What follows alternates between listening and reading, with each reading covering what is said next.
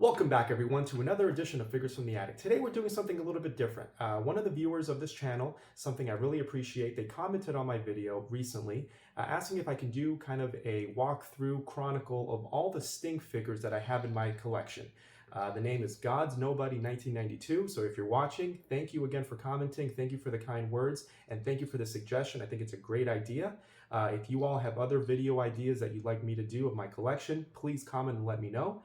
This is the first of hopefully many viewer-suggested videos. But yes, these are all the Sting figures that I currently have in my collection. It's beyond, some points throughout my life, I've had other ones that I've lost, misplaced, what have you. But as it stands now, this is my Sting collection. We'll start with the oldest. This is something I picked up at a toy show, I would say a couple of years back. And this is OSFTM. Original San Francisco Toy Makers, I believe is what it stands for. Original San Francisco Toy Makers, kind of WCW's answer to the big LJNs that WWF was producing. And this is Sting. Let's see what the date was, 1994.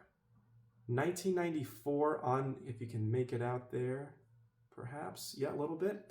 But this is Sting, one of the early Sting figures. I believe there are earlier ones, but this is one of the early Sting figures, and it's definitely the oldest one in my collection.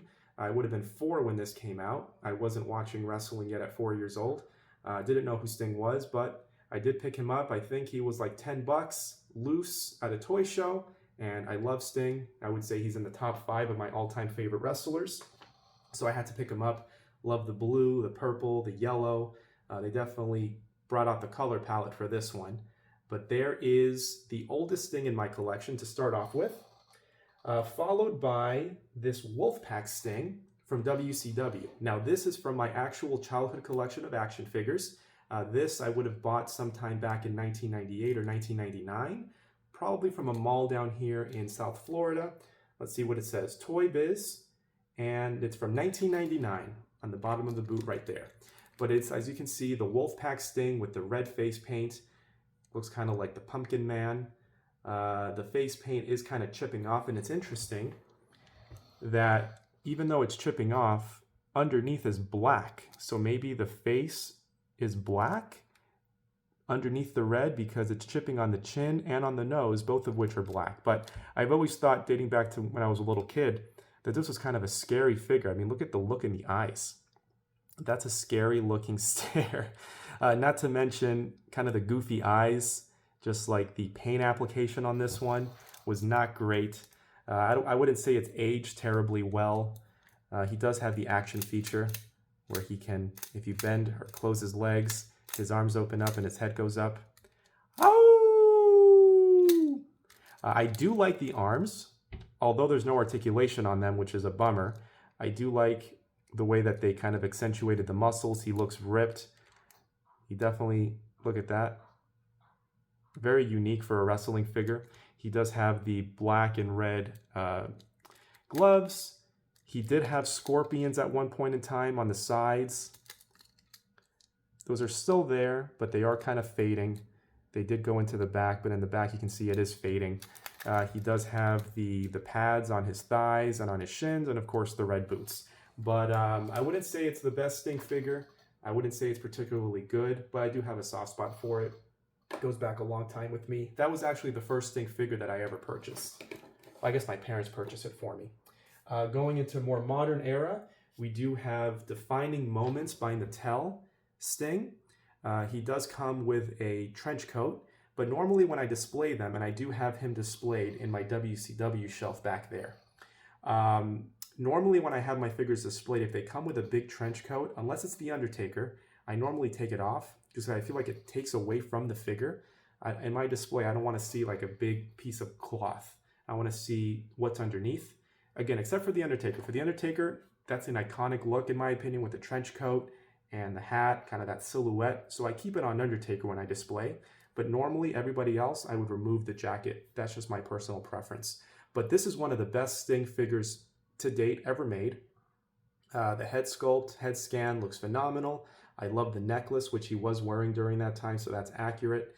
This is like an early attire for Sting before he went to more of the singlet style that went down lower on his chest. he had more of like an outfit, like an Undertaker style outfit that would go all up to his neck.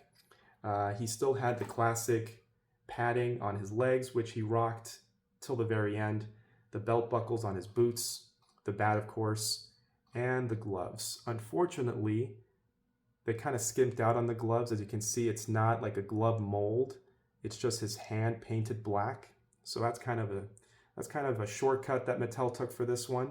But the hair, everything else looks phenomenal. That's one of my favorite Sting figures. Going into the AEW era, I do have the Ultimate Edition Sting, which I'm going to say this is the best Sting in my collection. I would say this is even better than the Defining Moments that I just showed you. But this Sting is just, it has everything. It has the soft goods faux leather jacket, which has an amazing feel. Going back to not displaying figures with their jackets, I made an exception for this Sting as well, because this jacket, it's not just a plain black piece of faux leather. It's got the scorpion, it's got the gold accents on the arms and on the back, and it's got the belt buckles here on the sides. This is a next level piece of material, and it just looks awesome on Sting. Underneath, you do have the singlet, which I'm glad. If this is the only figure that AEW made or Jazzwares made of Sting with the singlet, I was waiting and waiting and waiting for them to release that finally, because every other one, he's wearing like a merch shirt, which I realized that's how he mainly wrestled in AEW, wearing the shirt. But there were quite a few matches early in his run where he wore his original singlet. And I'm glad they made that, because that's the iconic Sting look. The scorpions go all the way around the back. You get scorpions on the boots. You get the face paint, which looks very ominous, kind of like Darby Allin inspired, almost like skull type look and feel on the mouth. You get the black going around the sides, which was new. He started doing that in AEW. The black going on the ears and on his hairline. And you do get the classic Sting look right there in the center. But an awesome, awesome Sting figure. In my opinion, his best. And last but not least, something that I haven't had the guts, I guess you can say, to open. I do have it pristine in package.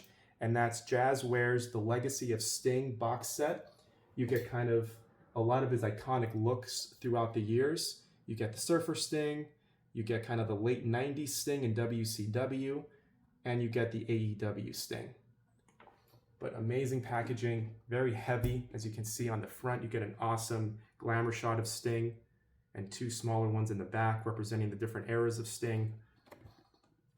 You get another Sting right there, and you get it on the side as well. So this is something, again, I haven't opened yet. It just looks so nice in the box. And who knows, I may never open it. Normally, as you can tell, I do open all my figures, but I do make exceptions depending on, you know, the packaging and how nice it looks in the packaging. But this is my collection of Sting figures. At one point in time, I did have that classic Evolution of Sting box set. It was released by Toy Biz in like 1998 or 1999. So it was from WCW, maybe 2000 actually. It was about this big, huge box set, and it had about 5 or 6 different Stings. Same idea as this one by Jazzwares, but it had like 3 different Surfer Stings, all different colors, and 3 different Crow Stings. Amazing, amazing set. I'm bummed that I don't have it anymore, but that's how life goes sometimes. As always, I appreciate you watching, and thanks again to God's Nobody 1992 for the suggestion. Keep them coming, and stay tuned for more.